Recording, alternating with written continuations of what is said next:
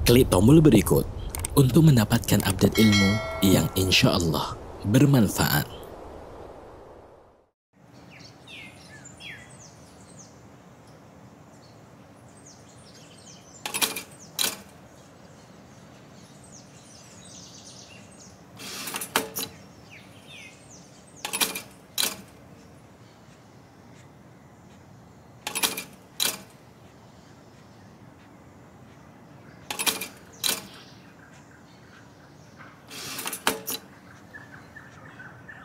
Samase, it's different.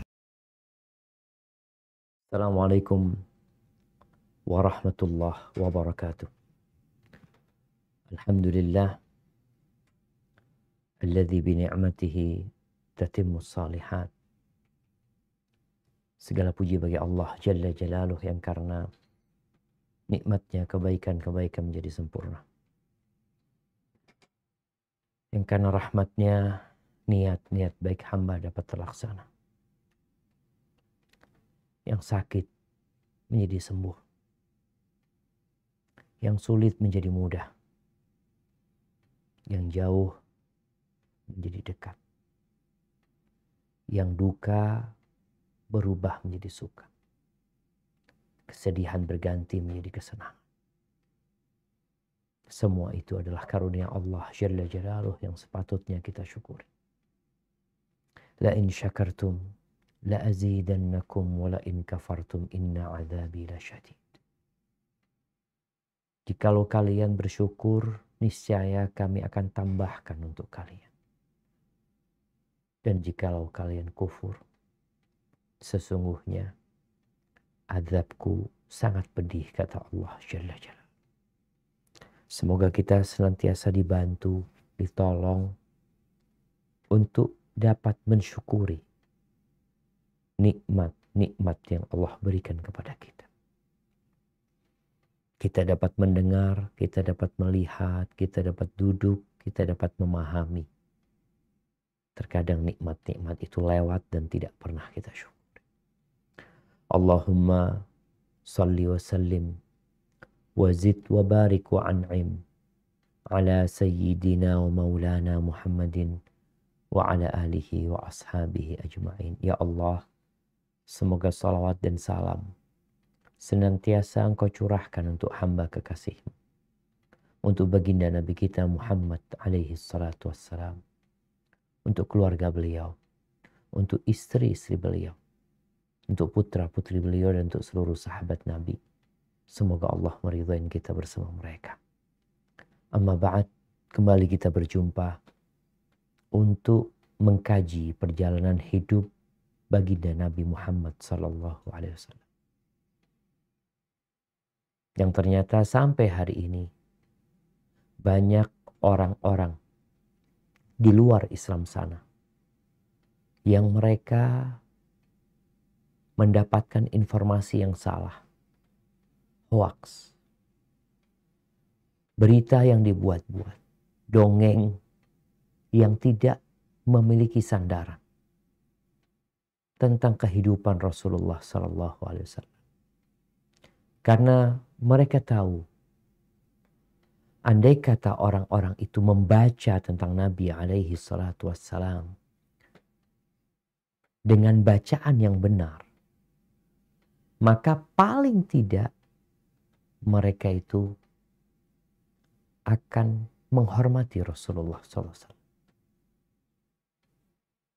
Dan yang lebih dari itu, mereka akan beriman bahwa ternyata manusia terindah yang pernah ada di muka bumi ini, yang senantiasa dijelek-jelekan oleh media-media non-muslim, ternyata dia adalah manusia yang benar-benar sempurna, yang dipilih oleh Allah sebagai rahmatan lil alamin. Maka kita tidak boleh berhenti untuk menyebarkan cerita tentang Nabi alaihi salatu wassalam. Ya, kita bersyukur dengan adanya media. Tapi mungkin perlu ada media-media yang menerjemahkan tentang Rasulullah sallallahu alaihi wasallam ke seluruh bahasa yang ada di dunia. Kalau Al-Quranul Karim, alhamdulillah, sudah ada terjemahannya puluhan bahasa. Tapi bagaimana perjalanan hidup Nabi ini juga diterjemahkan ke dalam bahasa yang ada di muka bumi.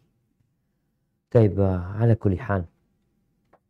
Usaha itu insya Allah ditempuh oleh sebagian lembaga untuk benar-benar memberikan pembelaan kepada Rasul Sallallahu Alaihi Wasallam atas dusta yang disebarkan oleh media-media mereka.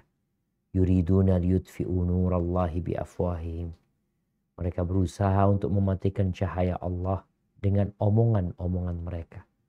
Wallahu mutimmu nurihi walau karihal kafirun.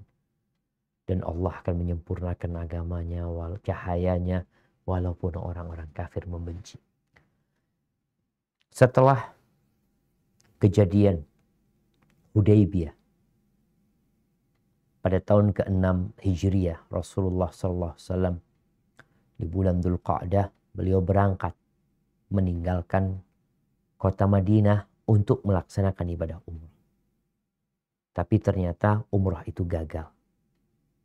Dikarenakan orang-orang musyrikin tidak memperkenankan umat Islam untuk melaksanakan umrah. Padahal itu Ka'bah kiblatnya umat Islam. Dan pelaksanaan umrah dan haji ya adanya di sana. Tapi karena Mekah di bawah kekuasaan orang-orang musyrikin, maka mereka berbuat semena-mena. Yang akhirnya terjadi perdamaian yang dikenal dengan Sulhul Hudaybiyah. Perdamaian Hudaybiyah. Bai'atur Ridwan untuk para sahabat Nabi. Di mana kejadian itu pada tahun ke-6 Hijriah dan di bulan Dzulqa'dah, kira-kira mendekati bulan Dzulhijjah. Di antara poin dari perdamaian tersebut bahwa umat Islam diperbolehkan melaksanakan umroh tahun depannya. Tahun itu nggak boleh sudah. Mereka udah datang pakai baju ihram, mereka udah niat, tapi nggak boleh. Itu sudah keputusan final. Yang menyebabkan sebagian sahabat bersedih ya dengan keputusan itu.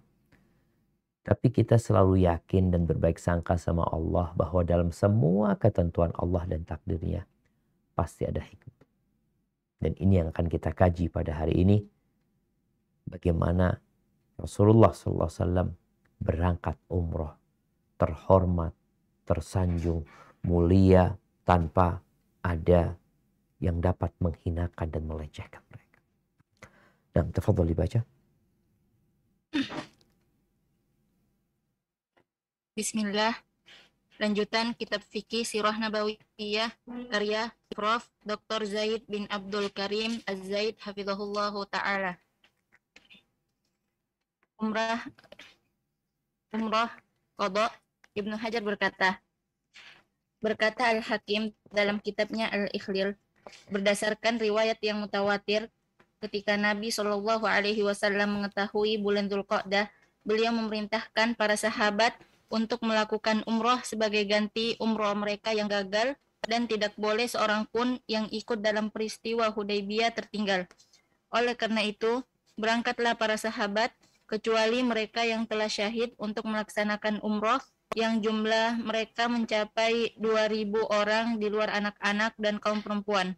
Selain itu, ini juga dinamakan umroh perdamaian. Barakallahu fikum. Nah, mahibbati fillah. Di sini disebutkan ketika Nabi mengetahui bulan Dzulqa'dah.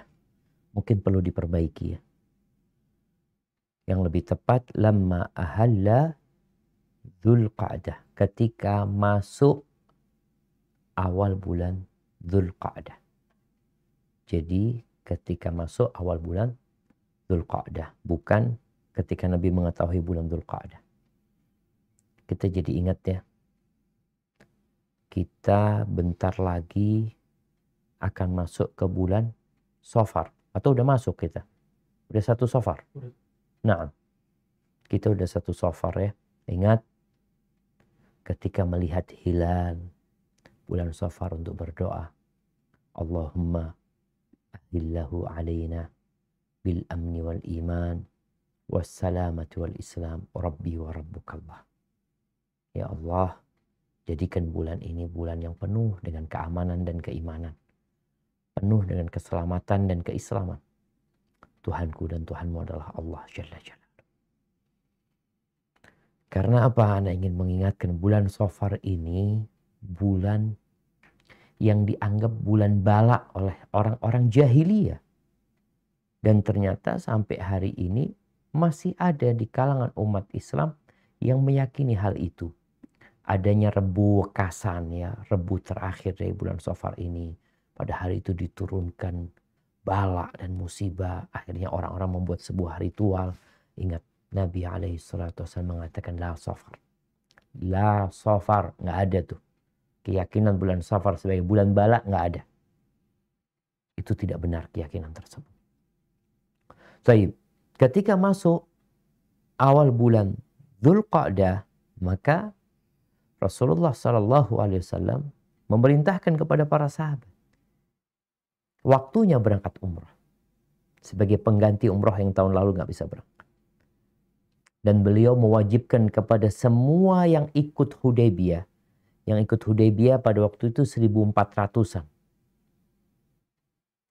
Diperintahkan semuanya untuk umrah ganti.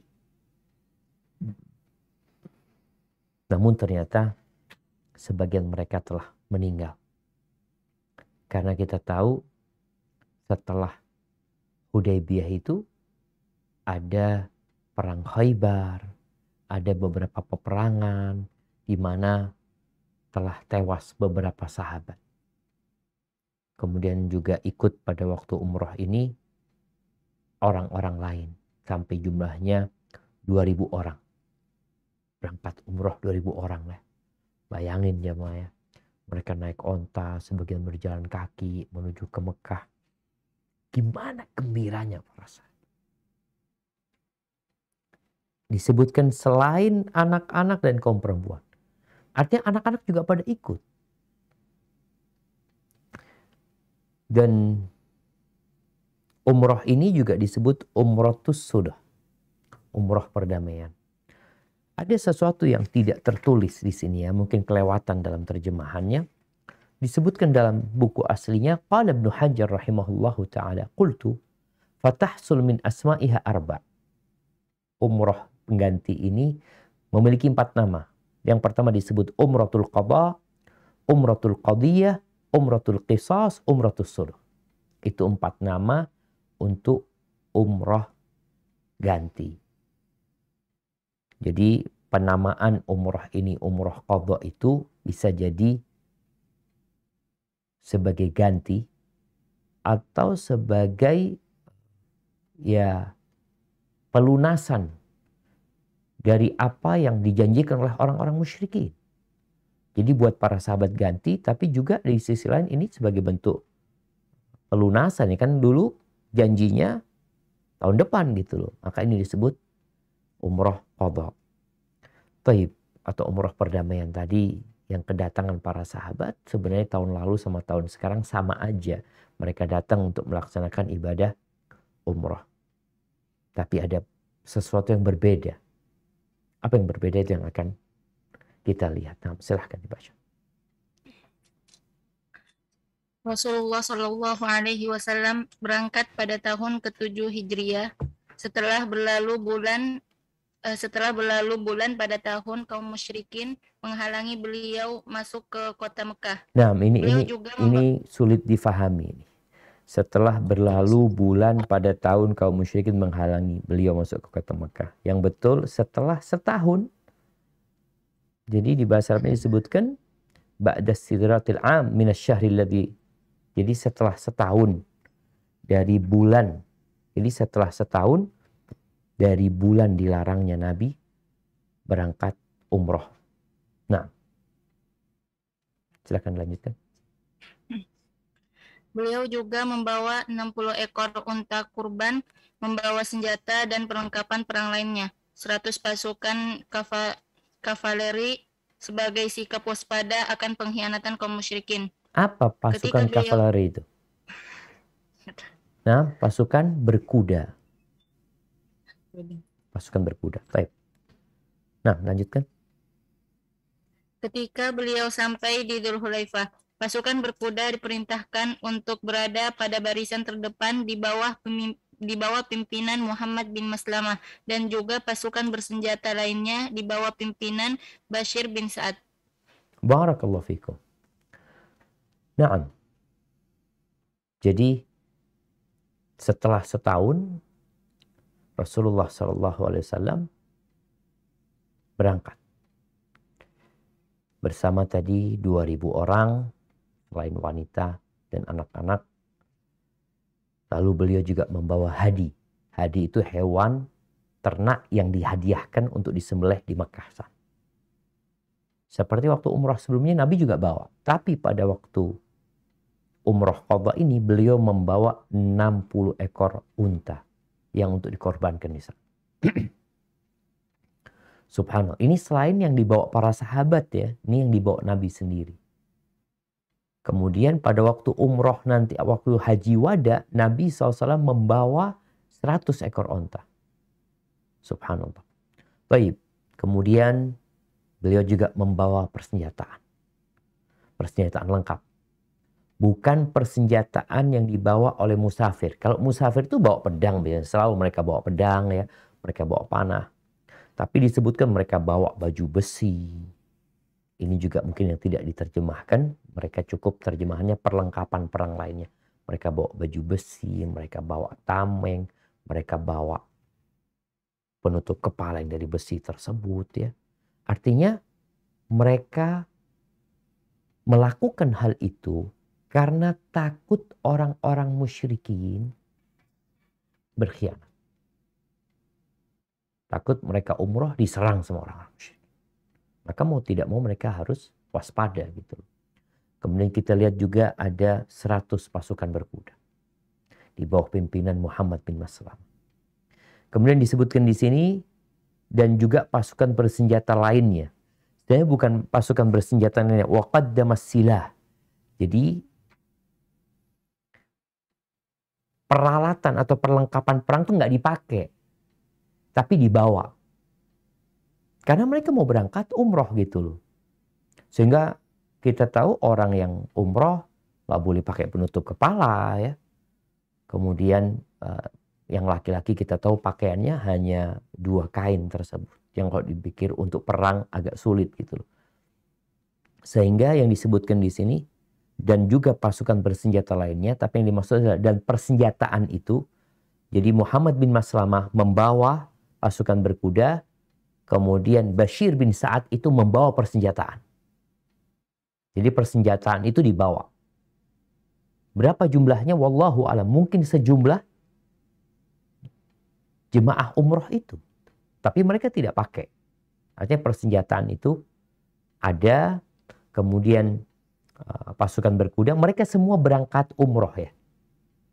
Jadi Muhammad bin Maslamah juga dalam kondisi berihram. Baik. Lanjutkan. Nabi dan kaum muslimin memulai ihramnya dan sambil bertarbiyah, yaitu mengucapkan kalimat labbaik Allahumma labbaik. Sedangkan Muhammad bin Maslamah yang memimpin pasukan berkuda sudah berada di Marwa Zahran dan bertemu dengan sekelompok kaum musyrikin. Lalu mereka bertanya kepadanya.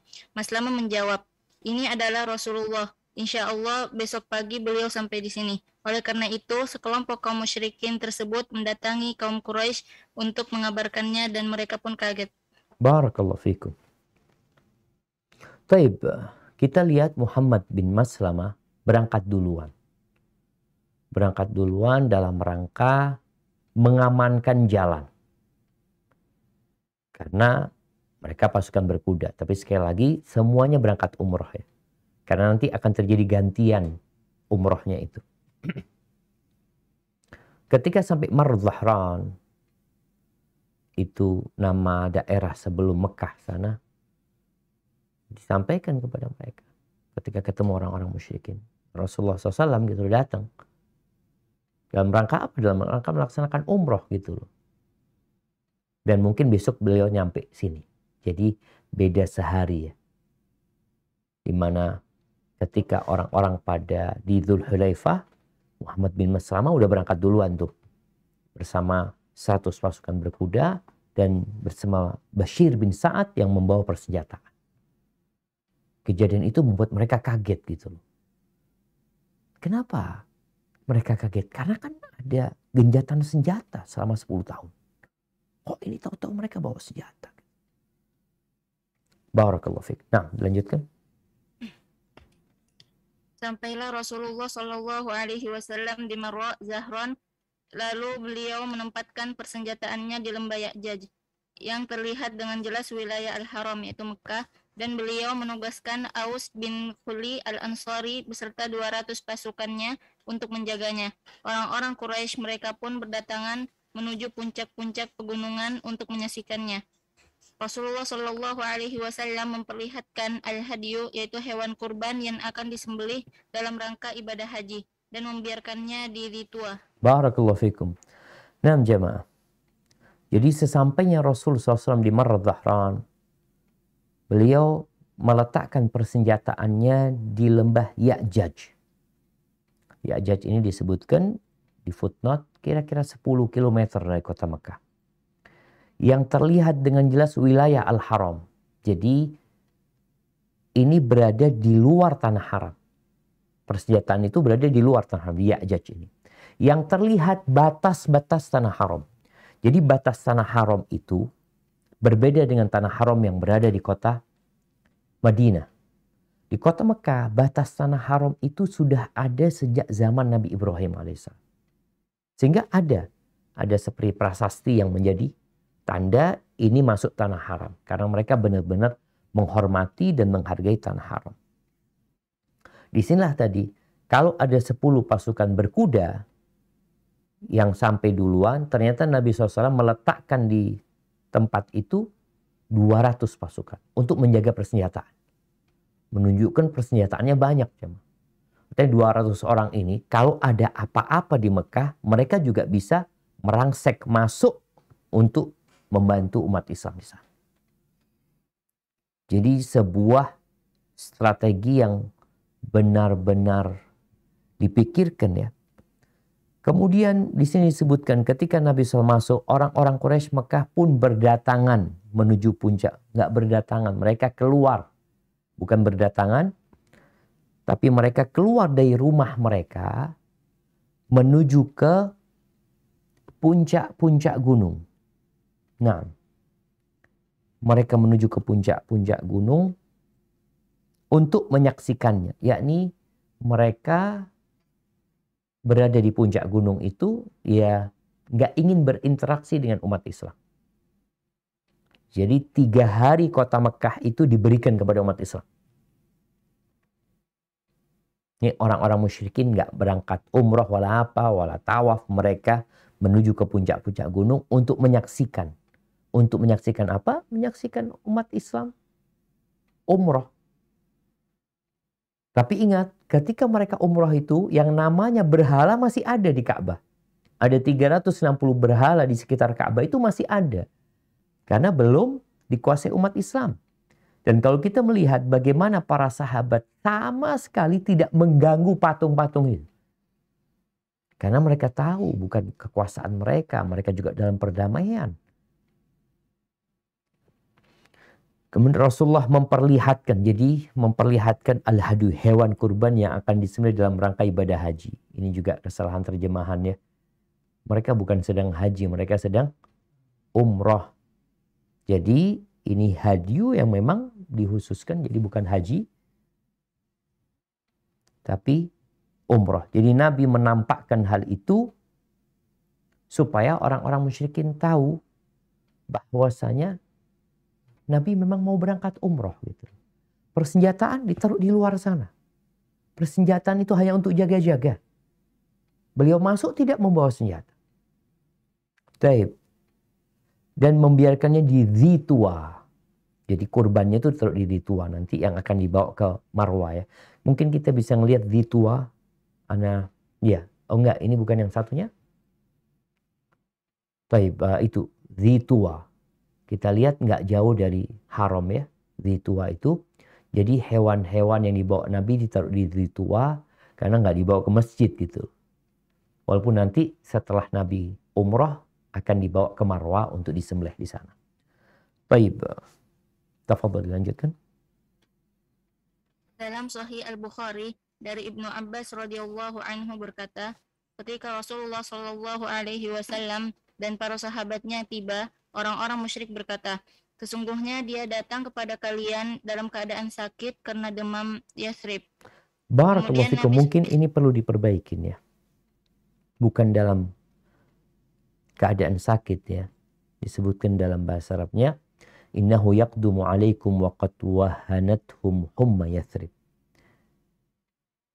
Sesungguhnya mereka datang, bukan Nabi ya, tapi mereka datang kepada kalian dalam kondisi sudah lemah. Sudah lemah karena demam Yathrib. Sudah lemah. Wahan. Jadi orang itu kalau kena demam kan lemes gitu ya. Di kota Madinah kita tahu ada wabah. Jadi kota Madinah itu maubu'ah. Orang yang datang ke kota Madinah sakit biasanya. Panas ini. Sampai akhirnya Nabi SAW minta supaya wabahnya itu dipindahkan ke Juhfah. Atau ke dekat Robi, ke Juhfah sana, tempat salah satu miqat buat jemaah haji atau umrah. Di Juhfah sana. Jadi orang-orang musyrikin, ini jemaah. Mereka kalah pada waktu perang Badar. Oke, mereka Uhud menanglah. Kemudian perang Hendak, mereka kalah juga. Tapi ternyata mereka masih punya pemikiran negatif kepada umat Islam. Umat Islam ini orang yang sakit-sakit, ya, orang yang nggak mampu berbuat apa-apa, orang-orang yang lemah. Itu yang berada dalam bayangan mereka. Dan mereka menyaksikan umat Islam itu, kan mereka mau nonton nih. Nontonnya di mana? Bukan di semua puncak gunung, enggak. Tapi di Jabal Quwaiqaan. Mungkin bisa ditunjukkan. Nah, kita lihat. Nah, itu. Kita akan lihat Jabal Quwaiqaan ini berada di kanan orang yang sedang tawaf ya. Dia dekat sama tempat sa'i sebenarnya. Itu lihat, itu Jabal Quwaiqaan. Jadi mereka melihat nonton umat Islam tawaf dan sa'i dari sana. Nah, silakan dilanjutkan. Kemudian Nabi Shallallahu alaihi wasallam memerintahkan para sahabat untuk berlari-lari kecil pada 3 putaran pertama. 3 putaran pertama tawaf dan berjalan antara 2 rukun. Nah, barakallahu fikum. Taibah. Karena ada omongan gak enak ini, Nabi tidak membiarkan omongan itu. Nabi ingin mematahkan tuduhan mereka bahwa umat Islam ini lemah-lemah. Maka Nabi memerintahkan kepada para sahabat untuk berlari-lari kecil di 3 putaran pertama. Lari-lari kecil, kemudian ketika di antara 2 rukun, maksudnya 2 rukun ini dari rukun Yamani ke Hajar Aswad. Di situ berjalan. Karena nggak kelihatan sama orang-orang musyrikin. Jadi di 3 sikunya itu kelihatan dari Jabal Quwaiqaan. Tapi ketika sampai rukun Yamani sebelum menuju ke rukun Hajar Aswad ini mereka berjalan kaki di sana. Jadi ini mungkin perlu difahami juga buat para jemaah yang melaksanakan umroh. Jadi larinya itu tidak full. Larinya itu dari Hajar Aswad menuju ke rukun Yamani. Sampai rukun Yamani berjalan Nabi SAW. Waktu kita membaca Rabbana atina fid dunya hasanah wa fil akhirati hasanah wa qina adzaban. Baik. Ada tambahan yang tidak diterjemahkan ya. Kenapa Nabi tidak memerintahkan mereka untuk lari terus gitu loh. Ya supaya mereka juga nggak kecapean, mereka baru datang dari Madinah ya, perjalanan yang jauh sebenarnya. Dan disebutkan biasanya Nabi SAW itu kalau mau melaksanakan umroh, beliau itu memang istirahat di Dzituwa. Di situ mandi, persiapan, baru kemudian berangkat umroh. Baik, dilanjutkan. Ibnu Salamah menambahkan yang bersumber dari riwayat Ayyub dari Sa'id bin Zubair bin Ibnu Abbas radhiyallahu anhu berkata, Dari Ibnu ketika Abbas. Nabi Nah. Dari Ibnu Abbas radhiyallahu anhu berkata, ketika Nabi Shallallahu alaihi wasallam datang pada tahun yang disepakati untuk dibolehkan berhaji. Nah, ini juga diganti untuk dibolehkan umroh. Untuk dibolehkan umroh, beliau berkata, berlari-larilah kalian saat tawaf agar orang-orang musyrik melihat kekuatan kalian, sementara orang-orang musyrik memperhatikan mereka dari arah pegunungan Kuaikian. Nah, Kuaikian atau Kuaikian. Nah, di sini Nabi SAW memerintahkan untuk menampakkan kekuatan. Kenapa jemaah? Nanti kita akan bicara hikmah ya. Jadi Anda sampai berpikir umat Islam ini harus berusaha untuk menjadi yang pertama dalam semua lini. Di Indonesia umpamanya, kalau bicara ada lomba ini, lomba ini, lomba itu, seharusnya umat Islam itu ada di depan gitu. Bukan non-muslim yang di depan. Dengan jumlah umat Islam yang banyak seharusnya bisa gitu. Cuma kadang-kala entah ada apa. Di situ ada unsur menampakkan Islam. Menunjukkan Islam. Anak muslim gitu. Yang menang nih muslim. Karena orang-orang musyrikin kalau Anda perhatikan mereka orang-orang kafir ya, berusaha untuk menjadi yang pertama. Nomor satu mereka. Dalam semua mau kegiatan olahraga, mau olimpiade ini itu. Mereka ingin berada di depan. Sedangkan umat Islam dengan jumlah yang banyak, masa nggak ada satu yang dapat menjadi orang yang pertama, muslim yang taat sama Allah gitu.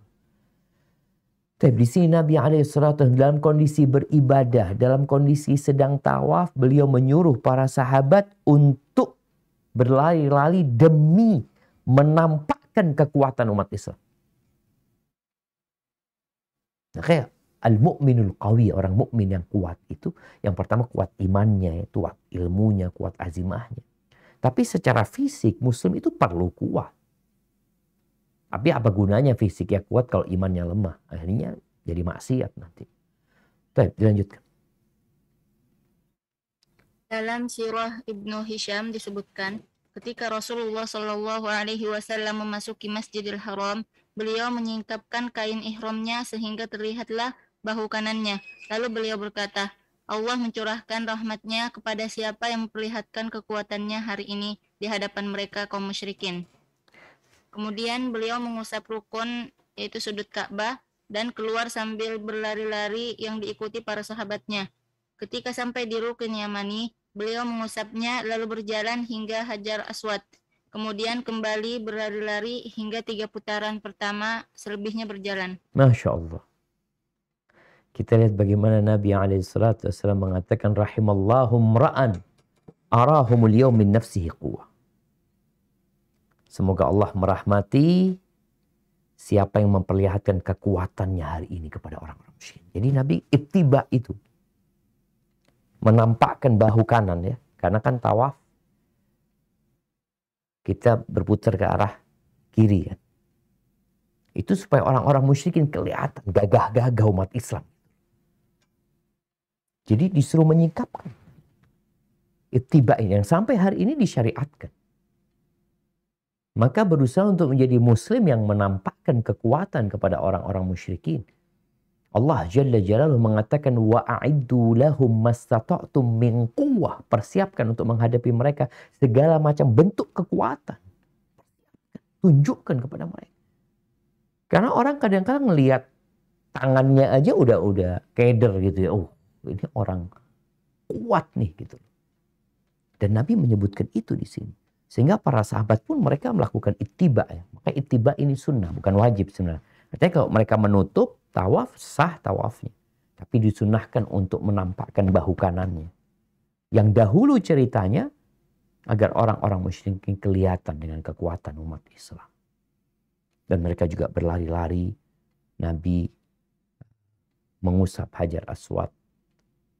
Kemudian beliau memulai tawafnya. Kemudian ketika sampai ke rukun Yamani, mengusap lagi dan ingat baru beliau jalan ya. Di situ kemudian dianjurkan berdoa, Rabbana atina fid dunya hasanah wa fil akhirati hasanah wa qina adzabannar. Nah, hanya 3 kali yang berlari-lari kemudian mereka berjalan kaki. Taib, orang-orang musyrikin ketika melihat umat Islam gagah-gagah, mereka juga berlari. Akhirnya mereka ngomong, oh nggak seperti yang kita kira gitu. Nah, silahkan dilanjutkan. Kemudian Rasulullah Shallallahu Alaihi Wasallam melakukan tawaf antara Safa dan Marwah di atas kendaraannya. Setelah selesai pada putaran yang ke-7 dan Al-Hadiyu berada pada Bukit Marwah, beliau berkata, inilah tempat berkurban dan semua lorong-lorong Mekah adalah tempat menyembelih. Ya, maksudnya tempat berkurban, tempat menyembelih ya. Jadi tadi hewan-hewan 60 ekor onta yang sudah disiapkan, yang awalnya ada di Dzul Tua, ketika Nabi sudah selesai sa'i antara Safa dan Marwah 7 kali, sampai di Marwah itu kan sudah selesai tuh umrohnya, mereka tahallul, kemudian Nabi menyembelih hewan yang beliau kurbankan untuk Allah 60 ekor itu. Namun beliau mengatakan kepada para sahabatnya bahwasanya untuk menyembelih itu nggak harus di sini gitu loh. Supaya para sahabat nggak bingung semuanya mau dibawa ke Marwah gitu loh. Mau di Tua di mana, yang penting mereka menyembelihnya di kota Mekah. Baik, tafadhol. Kemudian Rasulullah Shallallahu Alaihi Wasallam memerintahkan sebagian sahabatnya untuk pergi menemui pasukan yang berada di lembah Ya'jaj. Kemudian mereka pun bergantian untuk menjaga persenjataan dan yang lainnya pergi untuk menunaikan ibadah haji. Nah, ini juga ada yang salah, ibadah umrah. Baik. Jadi setelah selesai maka gantian nih. Karena tadi disebutkan semuanya 2000 orang ini mau berangkat umroh gitu loh. Mereka subhanallah jauh-jauh nggak berangkat umroh gimana gitu loh. Udah berapa tahun. Ini tahun ke-7 gitu loh. Dari hijrahnya Nabi SAW. Sehingga selesai maka sebagian sahabat disuruh berangkat ke Ya'jaj untuk menjaga persenjataan di sana. Yang 200 orang yang jagain itu akhirnya masuk ke kota Mekah untuk melaksanakan ibadah umrah. Nah, lanjutkan. Dalam Sahih Al-Bukhari diceritakan, ketika beliau telah memasuki kota Mekah dan telah berakhir masa kunjungannya, kaum musyrikin datang kepada Ali seraya berkata, katakan kepada temanmu, yaitu Muhammad, kamu harus meninggalkan tempat kami karena batas waktunya sudah berakhir. Kemudian Nabi Shallallahu Alaihi Wasallam pun keluar untuk meninggalkan Mekah. Namun tiba-tiba Putri Hamzah memanggilnya, ya paman, ya paman. Lalu Ali membawanya dan berkata kepada Fatimah, rawatlah putri pamanmu dan bawalah dia. Namun Zaid dan Ja'far juga menginginkannya, sehingga terjadilah keributan di antara ketiganya. Ali berkata, aku lebih berhak karena dia adalah putri pamanku. Ja'far berkata, aku lebih berhak karena dia adalah putri pamanku dan bibinya adalah istriku. Zaid berkata, aku lebih berhak karena dia adalah putri saudaraku. Kemudian Rasulullah Shallallahu Alaihi Wasallam memutuskan bahwa dia ikut kepada bibinya seraya berkata, bibi dari pihak ibu kedudukannya seperti ibu. Selain itu, beliau juga berkata kepada Ali, kamu keluargaku dan aku pun keluargamu. Sedangkan kepada Ja'far, beliau berkata, kamu paling menyerupai akhlakku dan fisikku. Selain itu, kepada Zaid, beliau berkata, kamu saudara kami dan pemimpin kami. Nah, bukan pemimpin ya, mungkin di sini Maulana itu bukan pemimpin. Ya, kadang-kala artinya sebagai pemimpin, tapi sebagai teman setia, artinya Maulana itu. Taib ahibati fillah. Setelah 3 hari, kan janjinya 3 hari, subhanallah. Sekarang jemaah umrah itu rata-rata memang 3 hari di Mekah ya. Jadi setelah 3 hari, sesuai dengan perjanjian, orang-orang musyrikin berangkat menuju ke Ali bin Abi Thalib. Tidak menjumpai Rasulullah SAW. Dia menjumpai Ali. Dia mengatakan kepada Ali bin Abi Thalib, qul li sahibika ukhruj anna. Apa kata dia? Katakan kepada temanmu. Subhanallah. Tidak mengatakan kepada nabimu, kepada temanmu Muhammad SAW.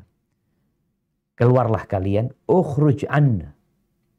Di sini terjemahannya, kamu harus meninggalkan tempat kami karena waktunya sudah berakhir. Ya, kalau bahasa Arabnya keluar kalian udah habis waktunya. Jadi nggak enak banget gitu. Dan memang betul waktunya udah habis. Tapi Nabi SAW tidak menyelisihi perjanjian. Beliau keluar. Meninggalkan kota Mekah. Nah, disebutkan ada kejadian di sini, putrinya Hamzah. Kita tahu Hamzah punya anak. Dia menikah di kota Mekah, dia punya anak di Mekah ini. Anaknya nggak berangkat hijrah. Maka ketika pada mau pulang ini, putrinya Hamzah itu memanggil-manggil. Ya am, paman, paman, kata dia. Ketika ngelihat putrinya Hamzah sama Ali dibawa. Digendong sama Ali, dibawa kemudian diserahkan kepada Fatimah. Dengan mengatakan kepada Dunaki ibnata ammiki. Anak pamanmu ini engkau rawat dia. Ihmiliha. Ketika dibawa sama Fatimah, ribut nih. Masya Allah, ribut dalam kebaikan. Bayangin ya bagaimana 3 orang ini ribut dalam kebaikan. Mereka berlomba-lomba dalam kebaikan. Kalau bicara merawat anaknya orang, itu kita akan kasih makan dia, kita akan capek ngurusin dia, mendidik dia. Tapi 3 orang ini ribut dalam kebaikan. Ini juga sebagai bentuk kesetiaan mereka kepada Hamzah. Karena kadangkala kita, kalau orangnya udah mati, kita nggak peduli sama keluarganya. Nggak peduli kepada istri, anak-anaknya. Makanya ada seorang ustadz, subhanallah ya. Ada seorang ustadz meninggal dunia kemarin, Masya Allah, kepedulian masyarakat kepada beliau. Udah meninggal tuh bapak. Yang terkenal kan bapaknya. Yang ustadz kan bapaknya. Mati selesai. Tapi sebagai bentuk kesetiaan kita kepada orang yang kita cintai adalah merawat keluarganya. Peduli dengan anak keturunannya. Ini yang dilakukan 3 orang ini. Bagaimana mereka peduli dengan anaknya Hamzah. Ali, Ja'far, Zaid. Ali, keponakannya Hamzah. Jadi anak ini sepupunya Ali. Kemudian Ja'far sama-sama Ali. Karena adik kakak Ja'far sama Ali. Cuma ada perbedaan menonjol. Di mana Ja'far menikahi bibinya anak ini. Jadi istrinya Hamzah sama istrinya Ja'far ini adik kakak gitu. Maka ini keponakan istrinya langsung gitu loh. Sepupu sama dia, tapi keponakan istrinya secara langsung. Zaid siapa? Zaid bin Haritha. Zaid bin Haritha ini, ya anak angkat Nabi dahulu ya, yang sangat disayangin sama Nabi SAW sampai dibatalkannya mengadopsi anak. Hamzah bersama Zaid bin Haritha ini dijadikan saudara.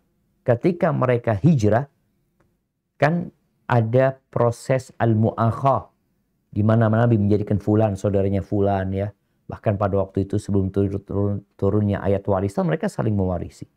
Zaid bersama Hamzah saudara. Maka Zaid mengatakan anak saudaraku gitu. Dan ini yang tidak dimiliki oleh Ali sama Ja'far.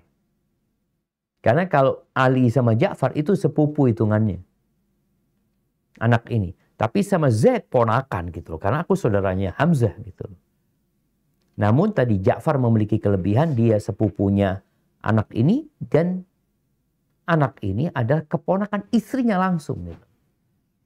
Maka akhirnya Nabi SAW memberikan hak asuh itu kepada Ja'far. Ya Allah jamaah, kalau melihat ya betapa mereka bersungguh-sungguhnya kepedulian mereka dengan saudara mereka yang sudah meninggal dunia. Baik, kemudian lanjutkan. Dalam perjalanan pulang, saat berada di wilayah di wilayah Saraf, Rasulullah Shallallahu Alaihi Wasallam menikahi Maimunah binti Al Harith, kemudian melanjutkan perjalanannya hingga sampai di Madinah. Barakallahu fikum. Naam, Rasulullah SAW pada tahun ke-7 Hijriah ini beliau menikah dengan Maimunah bintul Harith. Ini termasuk istri Nabi yang sangat sangat bertakwa kepada Allah Azza wa Jal. Dan Maimunah ini nanti meninggal di tempat ini juga. Jadi ketika dia pulang haji, Maimunah meninggal, disebutkan meninggal di tempat dia menikah sama Nabi SAW dan dikuburkan di sana. Jadi istri-istri Nabi itu satu dikuburkan di Mekah, yakni Khadijah. Satu dikuburkan di Saraf ini, yang dekat Mekah itu atau Sarif. Kemudian sisanya semua dikuburkan di kota Madinah, di Baqi. Barakallahu fiik. Nah, kita akan masuk kepada pembahasan tentang faedah-faedah yang dapat disimpulkan dari Umratul Qadha ini. Jadi kembali mengingatkan sebenarnya yang membaca itu sudah dapat menyimpulkan faedah. Tapi Syekh Zaid bin Abdul Karim, beliau ingin membantu orang-orang ini agar lebih mendalami lagi faedah dari kejadian ini. Nah, silahkan dibaca. Hikmah pelajaran yang bisa dipetik. Pelajaran yang dapat dipetik dari Umrah Qadha adalah sebagai berikut. Yang pertama adalah Umrah Qadha adalah gambaran dari kemenangan kaum muslimin atas kaum musyrikin. Umat Islam dapat memasuki kota Makkah untuk tawaf, sa'i, dan menampakkan syiar-syiar ketauhidan di hadapan kaum musyrikin Quraisy tanpa dapat berbuat apa-apa. Gambaran kemenangan ini semakin jelas ketika kita membandingkan dengan permulaan dakwah. Pada saat itu kaum muslimin tidak dapat menampakkan keislamannya dan tidak dapat membacakan sepotong ayat pun dari Al-Quran Al-Karim. Namun pada saat Umrah Qadha, mereka dapat melakukan talbiyah, tawaf, sa'i dengan aman dan tenang. Allahu Akbar jemaah. Ya, ini kembali kepada Hudaybiyah sebenarnya. Itu adalah kemenangan. Maka Hudaybiyah disebut Al-Fatah. Karena perdamaian itu menunjukkan pengakuan orang-orang musyrikin kepada umat Islam. Dan umat Islam bisa berangkat umrah. Mereka sebanding sudah. Sepadan dengan orang-orang musyrikin. Dan bagaimana ya? Orang-orang musyrikin tidak bisa berbuat apa-apa. Yang dahulunya kalau ketemu orang sholat, baca Quran, mereka akan sakiti, mereka akan tindas. Sekarang mereka nggak bisa berbuat apa-apa. Dan ini juga menunjukkan janji-janji Allah itu semakin nyata gitu. Ini buktinya Islam itu akan tersebar. Akan ada kedamaian yang dirasakan oleh umat manusia. Dan satu persatu kelihatan. Masya Allah. Nah, yang kedua.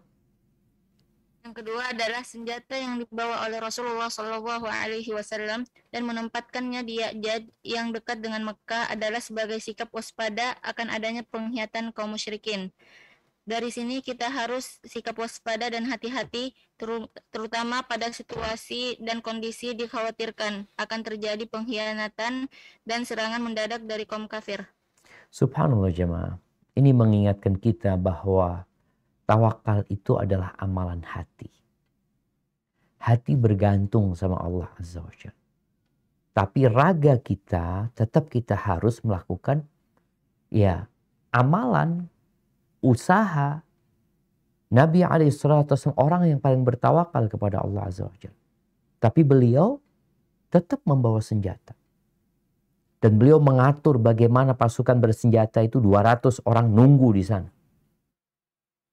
Berjaga-jaga kalau ada apa-apa mereka bisa membantu dan persenjataan sudah siap. Jadi umat Islam ini jangan jadi umat yang teledor, yang lalai. Yang dia, Allah itu maha membantu umat Islam. Iya. Allah Jalla Jalla berjanji akan membantu umat Islam. Tapi harus ada sesuatu yang dikerjakan oleh umat Islam. Di antaranya mempersiapkan diri. Dan Nabi mempersiapkan hal itu. Jadi ini sebagai bentuk waspada ya. Waspada akan adanya gangguan. Jadi dalam kondisi-kondisi yang memang dikhawatirkan, nggak ada masalah kita bawa senjata. Kita persiapan di rumah kita atau apa. Ketika dalam kondisi-kondisi yang genting. Ada apa-apa bawa senjata di mobil. Tapi ingat kadang-kala ada apa? Ada razia ya. Razia sajam umpamanya. Tapi sejatinya dalam kondisi-kondisi yang memang mengkhawatirkan, umat Islam itu harus waspada. Jadi nggak ada masalah ketika mereka membawa senjata. Tapi sekali lagi tidak menggunakannya kecuali ketika diperlukan. Dan buktinya Ini persenjataan yang di bawah itu nggak dipakai sama sekali gitu loh. Sekedar untuk berjaga-jaga. Barakallahu fiik. Nah, lanjutkan. Yang ketiga adalah dibenarkannya memancing kemarahan kaum musyrikin. Sesungguhnya Rasulullah Shallallahu Alaihi Wasallam ketika mengetahui apa yang diucapkan kaum musyrikin bahwa kaum muslimin dalam keadaan lemah akibat demam Yasrib, beliau memerintahkan para sahabat untuk berlari-lari kecil dalam tawafnya agar kaum musyrikin melihat betapa gagah dan kuatnya kaum muslimin dan kemarahan mereka pun terpancing. Penulis Zadul Ma'ad berkata, Rasulullah Shallallahu Alaihi Wasallam selalu berusaha untuk memperdayakan orang-orang kafir sebisa mungkin, dan pendapat ini diperkuat oleh Ibnu Katsir dan Asy-Syami. Barakallahu fikum. Na'am mahibbati fillah. Jadi bagaimana Nabi SAW memerintahkan kepada para sahabat untuk berlari-lari, untuk menampakkan bahu mereka ya. Dalam rangka apa? Apa tujuannya? Bukan sombong. Bukan berbangga diri. Tapi ighadhatul kuffar. Untuk memancing kemarahan mereka. Untuk bikin mereka marah. Mereka murka. Kok kuat umat Islam ya? Kok sukses umat Islam itu? Kok nggak seperti yang dituduhkan sama mereka? Jadi ini disyariatkan gitu.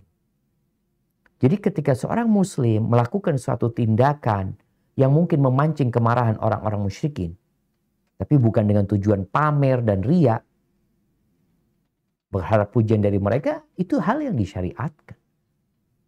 Maka tadi kenapa Anda sampaikan seharusnya muslim ini ya berada di terdepan ya.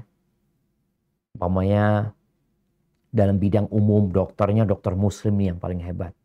Yang bikin vaksin muslim. Mungkin nanti yang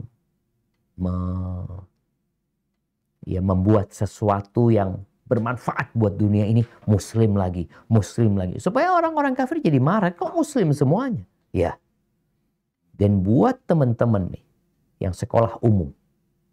Tolong engkau menjadi yang nomor satu. Dengan tujuan apa? Ighadatul musyrikin. Ighadatul kuffar. Memancing amarah mereka. Kok nomor satu yang Islam? Iya. Jadi kalau niatnya kita seperti itu, insya Allah kita akan mendapatkan pahala dari Allah Azza wa Jalla. Karena kita membawa agama kita yang melekat dengan kita. Anta muslim. Barakallahu fiik. Nah, yang keempat. Yang keempat adalah amalan-amalan tersebut tetap disyariatkan hingga hari kiamat sekalipun alasan pensyariatnya tidak ada lagi. Ibnul Qayyim berkata, ini adalah bagian dari syariat bahwa hukum yang dahulunya memiliki sebab, tidak disyariatkan keberlangsungannya, mesti ada sebab tersebut. Tidak disyaratkan. Tidak disyaratkan meski. Tidak disyaratkan. Tidak disyaratkan keberlangsungannya. Keberlangsungannya mesti ada sebab tersebut. Nah, iya artinya nggak disyariatkan kalau ada sebab itu baru disyariatkan. Enggak harus ada sebab tersebut. Jadi kita lihat berlari-lari kecil-kecil, ittiba tadi menampakkan bahu sampai hari ini tetap disyariatkan buat kita. Cuma kita ini kadang kala nggak tahu sebabnya. Jadi banyak jamaah umroh ya udahlah pakai. Oh gini sunahnya udah sunnah. Ya udah. Tanpa paham nggak apa-apa. Tapi kalau engkau tahu sebabnya, kita jadi bangga gitu loh. Dengan agama Allah ini. Kita jadi gembira. Ya Allah. Dulu Nabi SAW itu tahun ke-7 Hijriah. Beliau berlari-lari. Awal disyariatkannya berlari-lari. Kemudian menyingkap bahunya. Di sini. Bayangin ya. Di sana orang-orang musyrikin pada waktu itu sedang menonton. Nabi dan para sahabatnya sedang berlari-lari. Subhanallah. Jadi kita lebih semangat lagi itu ketika beribadah. Barakallahu fiik. Dilanjutkan. Yang kelima, sabda Nabi Shallallahu Alaihi Wasallam, Allah merahmati siapa yang memperlihatkan kekuatannya hari ini kepada mereka. Ini merupakan salah satu metode dakwah dalam rangka memotivasi, yaitu memperlihatkan kekuatan kaum muslimin dan memancing amarah kaum musyrikin. Ini adalah metode yang sering digunakan Rasulullah Shallallahu Alaihi Wasallam pada beberapa situasi, seperti ucapannya, Allah merahmati orang-orang yang mencukur pelontos rambutnya. Beliau mengulangi kalimat ini sampai 3 kali. Hal ini dalam rangka memotivasi untuk mencukur rambut dan menjelaskan keutamaan cukur pelontos pada peristiwa Hudaybiyah seperti yang sudah kita bahas. Nah, jemaah. Jadi ini sebuah metode dakwah. Memotivasi orang supaya semangat. Dengan cara apa? Mendoakan dia. Rahimallahu rajulan. Rahimallahu. Nabi mengatakan rahimallahu al-muhalliqin. Atau Allahumma arhamil muhalliqin. Jadi kita perlu juga menggunakan cara Nabi ini SAW dalam rangka memotivasi anak-anak kita. Barakallahu fiik. Yarhamukallah. Atau doa-doa yang kita berikan kepada mereka agar mereka semangat. Tentunya berbeda dengan doa Nabi SAW. Karena kalau doa Nabi SAW kita tahu beliau mustajabud doa. Dan bisa jadi selain doa Nabi juga menginformasikan. Itu terjadi gitu. Itu terjadi. Allah merahmati orang yang menampakkan kekuatannya pada hari. Itu terjadi. Allah berikan rahmat langsung kepada dia.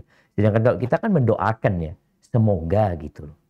Tapi kalau Nabi SAW selain doa, tapi berisi berita, informasi bahwa memang orang tersebut dirahmati Allah. Barakallahu fiik. Nah, yang keenam adalah keputusan Rasulullah Shallallahu Alaihi Wasallam tentang status Putri Hamzah dan kata-kata beliau yang indah dan menyejukkan jiwa kepada Ali, Ja'far, dan Zaid adalah bukti indahnya akhlak beliau, kelembutan perilaku beliau, dan upaya menghibur jiwa yang dapat mendatangkan ketenangan pikiran. Hendaknya ini harus menjadi teladan khususnya bagi para da'i. Masya Allah, jemaah. Ya, memilih kata-kata yang positif ya. Kemudian menyanjung orang yang pantas mendapatkan sanjungan. Berterima kasih kepada orang yang berbuat baik.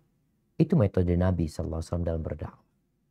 Beliau berusaha untuk menyenangkan semuanya. Beliau ingin artinya semuanya itu bergembira. Yang tentunya pantas mendapatkan kegembiraan. Ketika terjadi keributan nih, 3 sahabat. Yang mereka sebenarnya 3 orang ini adalah orang-orang dekat Nabi SAW. Orang-orang yang cintai Nabi SAW. Bagaimana menjaga perasaan mereka? Maka Nabi SAW mengatakan kepada Ali bin Abi Thalib, Anta minni wa ana minka. Beliau mengatakan kepada Ja'far, engkau orang yang paling menyerupai aku di perilaku dan rupaku dan rupanya.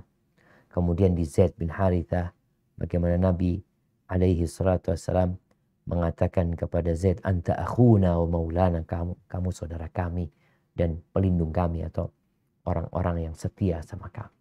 Dalam rangka ya menjaga suasana. Nabi tidak ingin akhirnya Zaid sakit hati sama Hamzah, sama Ja'far. Ali yang udah ngambil tuh anak sakit hati sama Ja'far. Kenapa kok dikasihkan ke Ja'far? Yang mereka berpikir keputusan Nabi SAW ini kok kayaknya kurang tepat gitu loh. Dalam pandangan mereka. Tapi Nabi SAW menjelaskan kenapa diberikan ke Ja'far. Oh, mereka faham. Tapi untuk menghilangkan perasaan yang macam-macam, Nabi mengatakan, Ali engkau seperti ini, Ja'far engkau seperti ini, Zaid engkau seperti ini. Maka ini seharusnya menjadi teladan ya. Para da'i ketika menghadapi perselisihan, pertikaian yang terjadi di antara yayasan, anggota yayasan kadangkala di sekolahan atau di antara murid-muridnya, sehingga semuanya menjadi rukun kembali dan jangan sampai kekuatan ini hilang gara-gara pertikaian yang terjadi. Hadza wallahu a'lam bishawab. Itu mungkin dapat kita kaji pada kesempatan kali ini yang berkaitan dengan Umratul Qadha. Insyaallah pada pertemuan yang akan datang kita akan melanjutkan satu pembahasan yang berkaitan dengan perang Mu'tah. Nah, Anda kembalikan ke Ummu Mahir untuk masuk ke sesi tanya jawab. Tafadhal. Ustaz, jazakumullah khairan Ustaz. Assalamualaikum warahmatullahi wabarakatuh Ustaz. Waalaikumsalam warahmatullahi wabarakatuh. Ustaz, mengenai anaknya Hamzah, itu usia berapa ya Ustaz ya? Terus tadi dikatakan bahwa Rasulullah memutuskan bahwa dia ikut kepada bibinya gitu ya Ustadz ya. Ya. Bibi dari pihak ibu. Apakah ini menjadikan bahwa jika seorang ibu meninggal dan meninggalkan anak kecil, maka yang berhak untuk merawatnya setelah bapaknya adalah bibinya Ustadz? Demikian Ustadz. Nah, barakallahu fiik. Ya, ahibati fillah. Kalau berapa umur anak Hamzah, wallahu a'lam bishawab. Tapi sepertinya dia kecil. Kalau bicara dari hijrahnya Nabi Sallallahu Alaihi Wasallam, maka kita lihat 7 tahun. Jadi dari hijrahnya Hamzah, kalau Hamzah itu anaknya sudah gede, mungkin akan dibawa sama Hamzah ke kota Madinah untuk hijrah. Jadi kemudian kita lihat dia juga dibawa sama Ali bin Abi Thalib, ya, diberikan kepada Fatimah, menunjukkan dia masih kecil. Berapa umurnya? Wallahu a'lam bishawab. Kalau bicara siapa yang pantas merawat itu anak. Jadi kalau bapaknya meninggal, sebenarnya yang paling berhak merawat itu pamannya. Karena paman ini akan menjadi wali buat anak tersebut, beda sama kalau bibi perempuan ya, mama ya, dari pihak ibu, tapi pamannya. Sehingga Nabi SAW sebenarnya memberikan kepada Ja'far. Ja'far ini sebagai sepupunya, bukan pamannya, dia sepupunya. Tapi ada kelebihan yang ada di diri Ja'far. Kenapa? Karena bibinya itu istrinya Ja'far. Ini juga yang terjadi dengan Maryam binti Imran. Siapa yang merawat? Yang merawat itu Zakaria. Disebutkan bahwasanya istrinya Zakaria ini adalah bibinya Maryam. Sehingga keberadaan bibi itu lebih, karena dia seorang perempuan ya, lebih bisa merawat anaknya karena itu keponakan dia. Jadi kalau bicara hak asuh lebih kepada pamannya sebenarnya, namun keberadaan bibi itu tentunya akan lebih menguatkan. Kenapa kok fulan? Karena kalau kita lihat Ja'far sama Ali statusnya sama-sama misanan gitu loh. Tapi kenapa Nabi SAW memberikan kepada Ja'far? Karena Ja'far memiliki kelebihan. Jadi bukan diberikan kepada bibinya sebenarnya, tapi diberikan kepada Ja'far. Hadza wallahu a'lam bishawab. Ustaz, jazakumullah khairan Ustaz. Ini langsung ke pertanyaan langsung di Zoom. Tika, tafadholi Tika. Waalaikumsalam warahmatullahi wabarakatuh. Barakallahu fiik. Naam, tafadhali. Ustaz, Ana mau bertanya. Ana belum pernah umroh Ustaz, jadi bingung. Ini disebutkan di sini ketika umroh itu membawa hewan hadyu. Apakah umroh yang kita laksanakan sekarang juga membawa hewan hadyu? Seperti itu Ustaz. Kemudian yang kedua. Dibawa di mana kalau bawa hadyu? Bawa di Garuda, ya, di bagasi. Naam. Kemudian yang satu lagi. Tafadhali, naam. Untuk doa ketika usia 40 tahun, nah itu dibacanya ketika kita masuk usia 40 tahun atau selama sudah masuk 40 tahun itu senantiasa dibaca. Masya Allah. Barakallahu fiik. Ya, ahibati fillah. Jadi kalau bicara membawa hewan hadyu yang akan dikorbankan di Mekah itu disyariatkan sampai hari ini. Tapi tentunya ya sekarang udah nggak seperti dulu ya. Kalau bicara membawa hewan hadyu, ya gimana mau dibawanya gitu ya. Kemudian mau ditaruh di mana ketika sampai ke Mekah gitu ya. Kalau dulu kan mereka bawa, mereka memang naik kuda, mereka naik onta. Sehingga hewan hadyu itu ya kendaraan mereka gitu loh. Yang mereka, bukan kendaraan mereka, maksudnya yang seperti kendaraan mereka yang dibawa bersama onta-onta yang jadi kendaraan. Tapi itu khusus untuk hadyu. Jadi sekarang sepertinya udah nggak ada lagi orang-orang yang membawa hadyu. Wallahu a'lam ya, kalau jemaah yang berasal dari Mekah, Madinah, mungkin mereka membawa kambing yang dinaikkan mobil ya. Mungkin mereka membawa onta yang dinaikkan mobil. Mungkin masih ada yang seperti itu. Tapi kalau untuk kita yang datang dari Indonesia, udah nggak ada lagi ya. Seperti itu. Makanya kalau bicara haji itu ada 3 macam. Yang pertama, namanya ifrad, yaitu haji saja. Yang kedua, tamattu. Tamattu ini haji dan umroh yang terpisah. Jadi niatnya umroh dulu, setelah umroh mereka tahallul, baru mereka haji. Yang ketiga, qiran. Qiran ini haji dan umroh yang nyampur. Dan itu yang dilakukan Nabi SAW. Di antara para ulama mensyaratkan kalau qiran ini harus bawa hadi.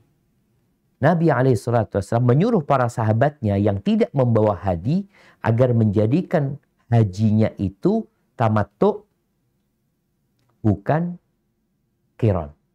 Nabi karena bawa hadi udah nggak bisa lagi, akhirnya beliau hajinya adalah haji qiran karena beliau sudah membawa haji. Seperti itu. Adapun doa untuk yang berumur 40 tahun. Jadi sebenarnya bukan perintah untuk berdoa seperti itu. Allah itu memberitakan bagaimana kondisi manusia ini. Manusia yang bersyukur kepada Allah. Hatta idza balagha ashuddahu wa balagha 40 sana qala rabbi auzi'ni. Jadi ini kesadaran orang ini mengingat Allah, memohon kepada Allah, mensyukuri nikmat yang Allah berikan, memohon bantuan Allah. Adapun membaca doa ini sebenarnya bebas. Kapan saja kita baca, silahkan sebelum umur 40 tahun kita baca, nggak apa-apa gitu loh. Hanya saja hamba-hamba yang soleh, dia itu tahu dengan umur dia. Ketika dia sampai umur 40 tahun, dia merasa sebuah nikmat yang agung yang Allah berikan kepada dia. Sehingga dia membaca itu. Ingat, bukan dibaca hanya dengan lisannya ya, tapi sebuah keyakinan dan ikrar dari diri dia bahwa Allah telah memberikan nikmat kepada dia dan dia memohon agar dibantu sama Allah. Jadi doa ini dibaca kapanpun sebenarnya boleh, walaupun belum umur 40 tahun. Yang tentunya yang umur 40 tahun lebih diutamakan engkau itu untuk jadi orang baik gitu loh. Udah engkau 40 tahun, seharusnya engkau baca doa ini. Engkau jadi orang baik seharusnya. Jadi seperti itu, untuk membacanya sebenarnya bebas. Walaupun umurnya 50 tahun sekarang membaca, tafadhol. Atau umurnya sebelum itu dia membaca. Tapi sekali lagi tolong diingat, jangan hanya dibaca lafalnya, tapi dimaknai. Sebenarnya apa yang sedang kita ucapkan kepada Allah Jalla Jalaluh. Hadza wallahu a'lam bissawab. Jazakumullah khairan Ustaz. Ini ada pertanyaan yang masuk. Kami waktu itu pernah umroh dengan travel yang servisnya Masya Allah bagus. Hanya saja kami tidak niat umroh dan ihram di Yalamlam. Sebentar, Ustaz. Melainkan di Bandara Jeddah. Kemudian di hari kedua di Mekah, ketika di sepertiga malam kami ke Ka'bah, seorang dari kami mau tawaf, tapi yang lain tidak mau, malah sibuk mencari multazam untuk berdoa. Pertanyaannya, sah atau afdalkah umroh kami Ustadz? Jazakumullah khairan Ustadz. Masya Allah. Nah, barakallahu fiik. Berkaitan dengan umrohnya jemaah yang tidak lewat miqat. Artinya kita tahu miqatnya untuk orang-orang yang datang dari Indonesia itu adalah Yalamlam. Sehingga seharusnya mereka itu bermiqat dari Yalamlam di atas pesawat. Dan bermiqat atau berihram dari miqat ini termasuk wajib umroh atau wajib haji. Bukan rukun. Sehingga kalau ditinggalkan bisa diganti dengan hadi. Bisa diganti dengan menyembelih seekor kambing. Terus gimana Ustaz? Kami waktu itu lewat Jeddah. Karena memang ada fatwa sebagian ulama yang membolehkan lewat Jeddah. Cuma kalau lihat pendapat jumhur ulama lebih aman. Orang itu yang ngikutin sudah dari Yalamlam. Kadangkala kita tuh berpikir, ribet Ustaz, itu nggak ada yang ribet. Apalagi buat yang perempuan. Apa ribetnya buat yang perempuan? Berihram dari Yalamlam itu apa ribet? Dia cuma mengatakan labbaik Allahumma umratan, selesai. Pakaian dia ya pakaian sebagai seorang muslimah, nggak perlu ganti apa-apa. Mungkin kalau ribet bagi yang laki-laki. karena dia harus ganti. Maka mungkin buat para laki-laki seharusnya dia pakai ihram dari Jakarta udah. Yang penting itu sarungnya. Atasnya pakai jaket, pakai apa. Nanti pas melewatin Yalamlam dia buka jaketnya, dia ganti dengan ihramnya, selesai. Jadi tidak disyaratkan harus mandi, harus sholat. Enggak. Yang penting itu ketika di miqat, sebelum melewati miqat sudah mengatakan labbaik Allahumma umratan. Jadi wallahu a'lam, mungkin yang lebih utama buat yang tadi berihram dari Jeddah umpamanya untuk keluar dari khilaf yang terjadi, dia menggantikan dengan menyembelih seekor kambing umpamanya di kota Makkah. Itu. Adapun kalau bicara ketika tadi jam 3 malam berangkat ya ke Masjidil Haram, dianjurkan kita itu kalau masuk masjid untuk tawaf. Sebagai ganti tahiyatul masjid, kalau di masjid-masjid biasa tahiyatul masjid kita dianjurkan tawaf. Tawaf 7 kali kemudian sholat 2 rakaat. Tapi kalau nggak mau tawaf nggak apa-apa. Tapi tetap harus sholat tahiyatul masjid. Kemudian kalau dikatakan tadi mereka menuju ke Multazam. Jadi Multazam itu adalah tepat antara Hajar Aswad dengan pintu Ka'bah. Jadi antara Hajar Aswad sama pintu Ka'bah itu disebut Yalamlam. Di mana orang itu kalau ingin ke Multazam, dia meletakkan dadanya, meletakkan tangannya, meletakkan wajahnya. Itu namanya disebut Multazam. Jadi bukan berdoa di garis lurus Multazam.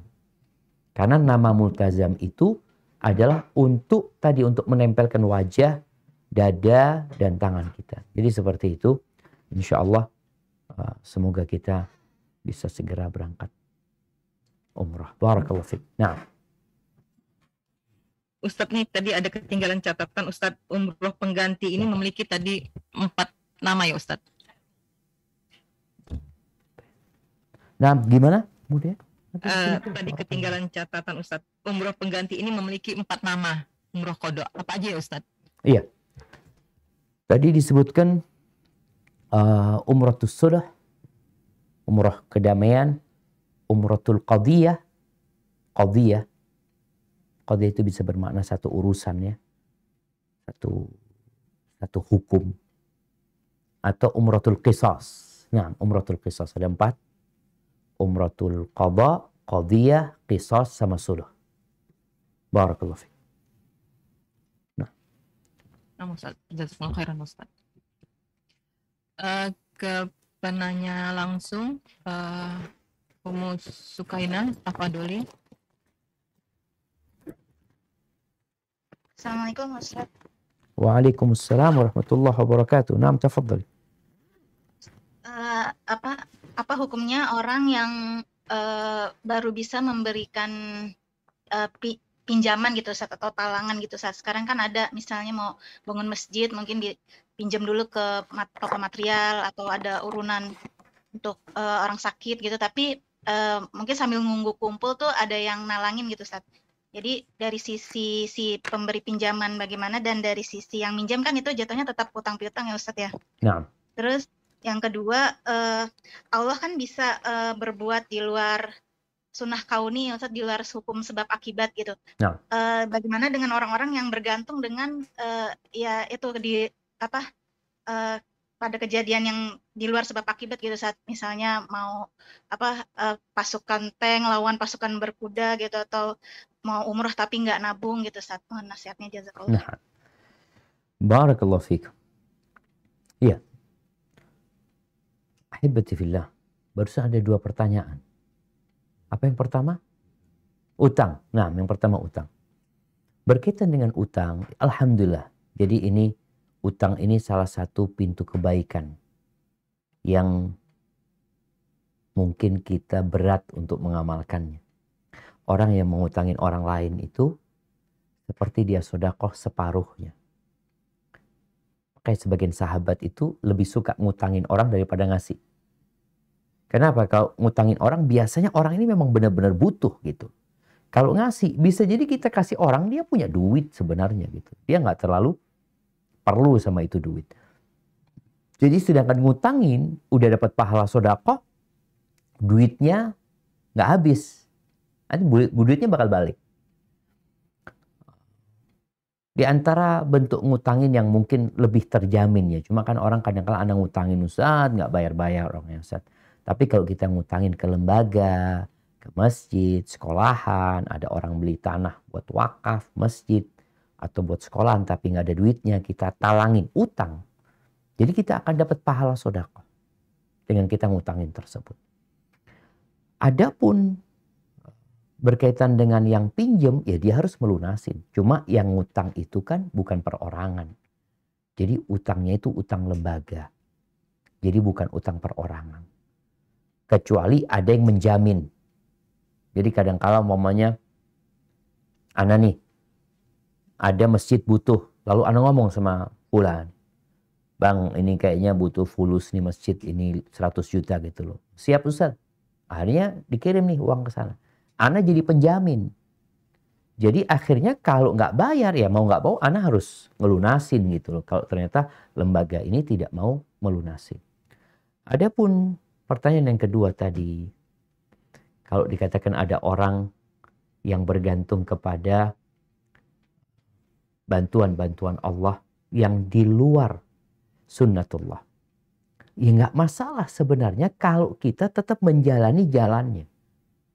Contohnya kalau bicara rizki. Mencari rizki itu bukan hanya bekerja aja. Kita disuruh bekerja. Tapi pintu rizki itu bukan hanya bekerja aja. Terus apa? Wa man yattaqillah yaj'al lahu makhrajan.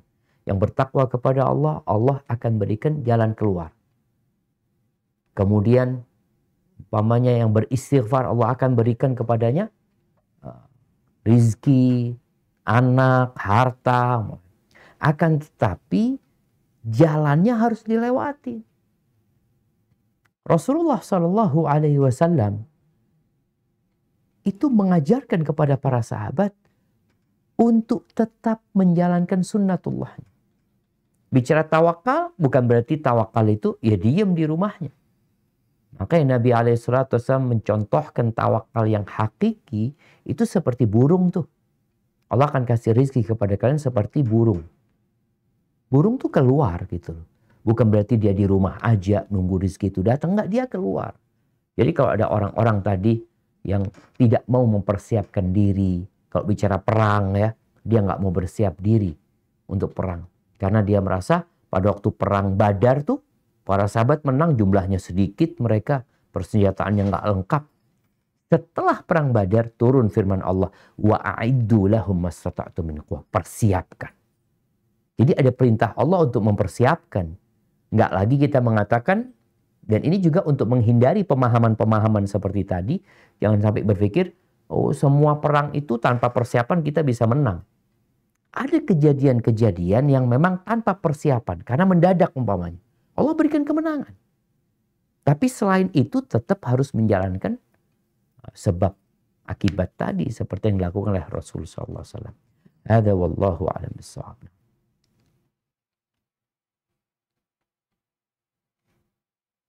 Nah, Ustaz, jazakumullah khairan Ustaz. Ini ada pertanyaan yang masuk Ustaz. Assalamualaikum warahmatullahi wabarakatuh. Waalaikumsalam warahmatullahi wabarakatuh. Ustadz, ketika orang yang diberi kelapangan rezeki, dia tidak tahu bahwa ada fulanah yang membutuhkan bantuan. Terus kita memberitahu orang kaya ini untuk membantu fulanah atau pengajar tahsin. Apakah pahala yang memberitahu dengan sedekahnya orang kaya sama Ustadz? Jazakallah khairan Ustadz. Masya Allah, Masya Allah. Nah, ini seperti kejadian di masa Nabi SAW. Ketika ada seorang sahabat yang mau ikut perang. Tapi dia nggak punya kendaraan. Nabi menolak dia. Karena nggak ada kendaraan. Ada seorang sahabat yang mengatakan, Ya Rasulullah, ana adulluhu ala man yahmilu. Ya Rasulullah, aku tunjukkan kepada orang ini, orang yang bisa memberikan kendaraan kepada dia. Kemudian Nabi SAW mengatakan, Ad-dalu alal khairi kafa'ili. Yang menunjukkan kepada kebaikan seperti yang mengamalkan. Seperti yang mengamalkan. Jadi seorang muslim itu hidupnya berkah ya. Artinya kalau memang dia nggak bisa membantu, ya mungkin bisa menunjukkan seperti tadi yang dilakukan. Jadi insya Allah dia akan mendapatkan pahala seperti yang melakukannya. Sebagaimana sabda Nabi SAW tadi. Jadi sekadar ngasih tahu, orang ini mau ke masjid. Di mana masjidnya? Ke masjid sebelah sana tuh. Belok kiri. Kita dapat pahala insya Allah. Pahala orang yang berangkat ke masjid ini. Apalagi tadi berkaitan dengan orang ini susah, perlu bantuan. Lalu kita sekedar menjadi perantara yang menunjukkan. Kita insya Allah dapat pahala seperti orang yang membantu orang itu. Hadza wallahu a'lam bissawab. Jazakumullah khairan Ustaz. Berikutnya ke penanya langsung ada Utizi Umu Alia. Tafadholi Utizi. Ya, syukran. Assalamualaikum Ustaz. Waalaikumsalam warahmatullahi wabarakatuh. Barakallahu fiik. Naam, tafadhali. Ustaz, waktu itu kan anak umroh tapi belum kenal sunnah ya Ustaz. Jadi kan waktu itu nggak pakai mahram.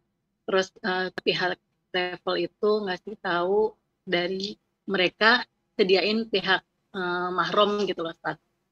Terus jadi ada kesannya mahram tanpa dari travel kasih mahram. Masya Allah, keren banget mereka. Iya, katanya nggak apa-apa Bu, ini nanti bilang aja saudaranya. Waktu itu Ana emang belum paham banget Ustadz. Nah. Terus ya pertanyaan kedua nyambung sih Ustadz. Nah, saat itu mengumrohkan bapak Ana yang sudah meninggal. Dan kembali itu yang melakukan pihak travel itu loh Ustadz. Itu gimana ya Ustadz? Kira-kira umrohnya sah atau enggak Ustadz? Barakallahu fiik. Nah jamaah. Jadi memang Arab Saudi sampai hari ini mensyaratkan adanya mahram. Kecuali untuk jemaah perempuan yang di atas umur 45 tahun. Itu kebijakan yang diambil oleh pemerintah Arab Saudi ya, dalam urusan mahram ini. Karena memang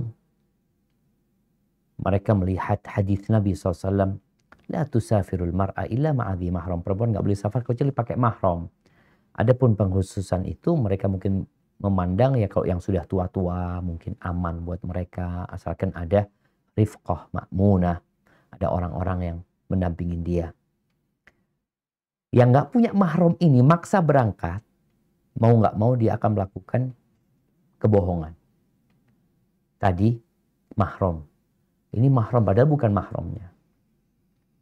Kalau dikatakan Ustaz ketika ditanya siapa saudaranya, iya kan saudaranya billah gitu, saudaranya dalam agama. Kalau bicara hukum umrohnya, insya Allah umrohnya sah ya. Karena syarat dan rukunnya terpenuhi, hanya mungkin dia melakukan pelanggaran, maka nasihat ana untuk banyak-banyak beristighfar memohon ampun kepada Allah Azza wa Jalla. Adapun bicara mengumrohkan orang tua dengan pihak travel, ya tergantung dengan pelaksanaannya. Kalau dilaksanakan beneran dan orang yang melaksanakan amanah, insya Allah sah. Tapi ada orang-orang yang nggak amanah. Karena kita waktu di Madinah itu, kita berjumpa dengan orang-orang yang ya orang-orang Indonesia ya, yang nggak amanah gitu loh. Haji itu satu orang hanya bisa menghajikan satu orang. Tapi ada yang bisa mengumpulkan 10 orang. Murah gitu loh. Jadi waktu itu kita biasanya ada 1.000 US dollar kalau menghajikan dulu itu, anak ingat. Ini orang cuma ngambil 1.000 real. Sama saya 1.000 real Pak. Oh Masya Allah ya makasih banyak. Kasih 1.000 real. Nanti ketemu orang lain 1.000 real lagi. Sampai 10 orang. Berarti 10.000 real dia dapat. Kemudian nanti dikasih sertifikat satu-satu nih. Maka kalau bicara sah apa tidak, nggak sah kalau memang seperti itu kejadiannya. Sehingga kalau dikatakan kita berikan kepada pihak travel, kalau travelnya amanah, ya kita tawakal ala Allah. Tapi kalau kita tahu mereka nggak amanah, ya lebih baik mungkin ibu nanti mengumrohkan lagi atau menghajikan lagi orang tuanya dengan menggunakan jasa orang yang amanah atau ibu sendiri, keluarga sendiri yang melaksanakannya. Hadza wallahu a'lam bissawab. Nah. Nah Ustaz, pertanyaan berikutnya, Quran surah Luqman ya Ustaz ya, ayat 9 ya Ustaz. Sederhanalah kamu dalam berjalan dan turunkan nada suaramu. Sesungguhnya seburuk-buruk suara ialah suara keledai. yang kita pahami di sini kan suara jika orang berbicara dengan teriak gitu ya Ustadz ya. Pertanyaannya, bagaimana dengan jika ada seseorang yang baca Quran Ustadz yang merojaah sendiri tapi karakternya itu dengan suara yang lumayan kenceng gitu Ustadz, apakah termasuk dari ayat ini Ustadz? Masya Allah, barakallahu fiikum. Nah, subhanallah, nih zaman kita lihat ya kitab kita ini Al-Quranul Karim, betapa sempurnanya mengajarkan adab dan etika. Bicara berjalan, waqsid fi masyika. Berjalanlah dengan sederhana, dengan tawadhu, ya, tidak sombong. Bicara suara, ini bicara jalannya, gaya jalannya. Kemudian ngomongnya pun diatur. Waghdud min sautik. Ini adab sama Allah, adab sama manusia. Terus kalau bicara orang yang membaca Al-Quran dengan suara keras, di situ ada adab lain yang perlu diketahui. Jangan sampai kita membaca mengganggu orang lain. Karena Nabi SAW melarang, la yajhar ba'dukum ala qira'ati ba'd. Kama qala Nabi SAW, nggak boleh kita mengeraskan suara bacaan lebih dari orang lain. Ganggu orang lain. Gitu. Jadi kadangkala, subhanallah, anak ingat dulu waktu pulang dari pondok dimarahin sama ayah. Anak ngaji di depan rumah, di teras itu, keras suarakan. Dimarahin sama orang tua. Nanti baca buat siapa gitu loh. Kalau baca buat dirimu sendiri, ya baca. Nggak perlu kencang-kencang suaranya. Jadi, mungkin disinilah yang kita perlu ketahui. Kita membaca buat siapa. Kalau kita jadi imam, memang ada orang banyak di belakang yang harus mendengar, kita suaranya yang keras gitu loh. Tapi kalau nggak ada, ya cukup kita yang mendengar. Tapi memang ada orang yang suaranya keras. Bukan dia teriak-teriak enggak. Tapi memang suaranya keras. Seperti khatibun Nabi SAW ya. Thabit ibn Syammas. Yang dia sempat gak keluar rumah. Karena dia takut termasuk orang yang suaranya di atas suara Nabi SAW. Karena suara dia lebih keras dari suara Nabi SAW. Tapi ternyata Nabi SAW mengatakan, engkau termasuk penghuni surga gitu. Jadi ini ada suara keras yang memang tabiat, bukan dibuat-buat. Tapi juga penggunaannya ya perlu melihat kondisi. Hadza wallahu a'lam bissawab. Mungkin kita ke pertanyaan terakhir. Barakallahu fiik. Top Ustadz, ini ada pertanyaan masuk.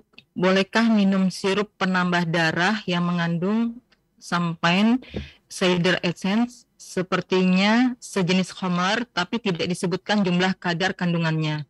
Jazakumullah khairan Ustadz. Tadi ada sempennya. Iya, ada sempen cider essence. Allahu Akbar, Allahu a'lam. Kalau ada khamrnya ya. Jadi memang mungkin ini melihat berkaitan dengan pendapat sebagian ulama tentang obat batuk ya. Obat batuk kalau sudah bercampur dengan alkohol dan itu sudah melebur ke dalamnya dan tidak memabukkan, pendapat Syekh bin Utsaimin rahimahullah ta'ala mengatakan nggak apa-apa. Tapi kalau tadi yang disebutkan itu wallahu a'lam bishawab ya. Nanti mungkin dilihat tentang apakah sudah bercampur, apakah memang tidak memabukkan hal tersebut. Walaupun Anda lihat yang lebih berhati-hati adalah menghindari yang mengandung alkohol atau mengandung tadi sempens, khamr. Kalau sudah mengandung khamr kayaknya memang nggak boleh sudah jamaah. Karena kalau bicara khamr ini, alkohol ini bukan khamr ya. Karena kita lihat alkohol, ya ada yang memang hanya untuk bersih-bersih atau apa. Tapi kalau khamr, memang dia khamr gitu. Allah, mungkin ditanyakan kepada ustadz lainnya tentang hal ini. Itu yang dapat Anda sampaikan, kurang lebihnya mohon maaf. Subhanakallahumma wa bihamdika asyhadu an la ilaha illa anta astaghfiruka wa atubu ilaik. Wassalamualaikum warahmatullahi wabarakatuh.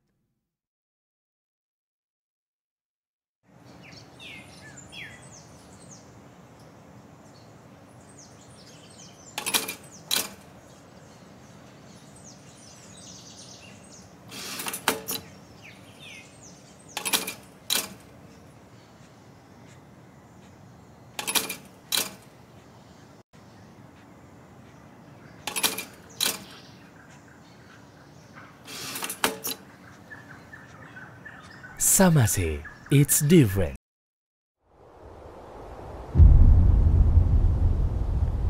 Klik tombol berikut untuk mendapatkan update ilmu yang insya Allah bermanfaat.